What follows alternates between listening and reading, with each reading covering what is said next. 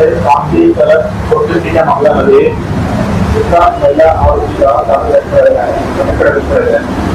काय नेमकं वाटलं आहे, कशा प्रकारे प्रकार होता, त्याच्या मागे होता.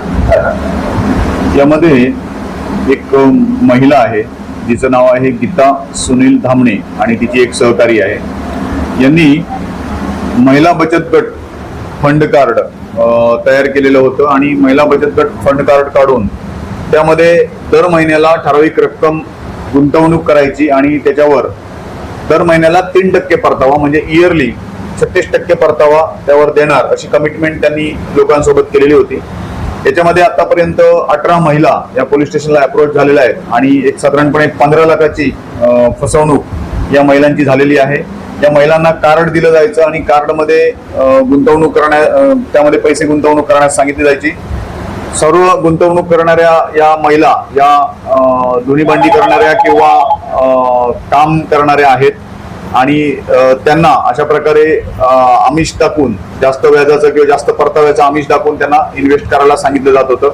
सदर महिलेविरुद्ध आरोपी महिलेविरुद्ध गुन्हा नंबर 157/2026 कलम 318(4) 3(5) भारतीय न्याय संहिता प्रमाणे तसेच MPID कलम 3(4) प्रमाणे हा गुन्हा दाखल करण्यात आलेला आहे. पुढील तपास चालू आहे. याच्यामध्ये सदर महिलेला गुन्हा दाखल करून अटक करण्यात आली होती. आज रोजी तिचा पोलीस कस्टडीची मुदत संपत आहे आणि आज पुन्हा तिला पोलीस कस्टडीसाठी किंवा न्यायालयासमोर हजर करण्यात येणार आहे.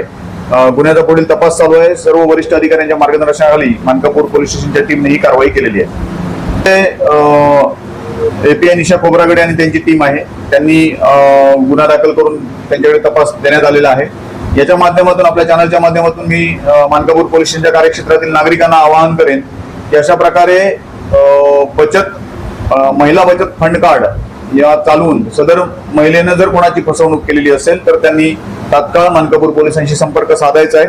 आणि दुसरी विनंती मी नागरिकांना करेन की अशा प्रकारे ज्या काही बचतीच्या किंवा गुंतवणुकीच्या योजना आहेत त्यामध्ये अशा प्रकारे जर त्याचं व्हॅलिड योजना नसतील, कायदेशीर दृष्ट्या मान्यता नसलेल्या योजना असतील तर त्याच्यामध्ये फसवणूक होऊ शकते. त्यामुळे नागरिकांनी गुंतवणूक करताना देखील सावधगिरी बाळगणं गरजेचं आहे की आपण कोणाकडे गुंतवणूक करतोय, कोणत्या कंपनीकडे करतोय किंवा ज्या ठिकाणी आपण पैसे गुंतवणूक करतोय ती सुरक्षित आहे का याची खातरजमा स्वतः मार्फत किंवा तज्ञांच्या मार्फत करून त्यानंतरच आपले पैसे गुंतवणूक करायचे आहेत.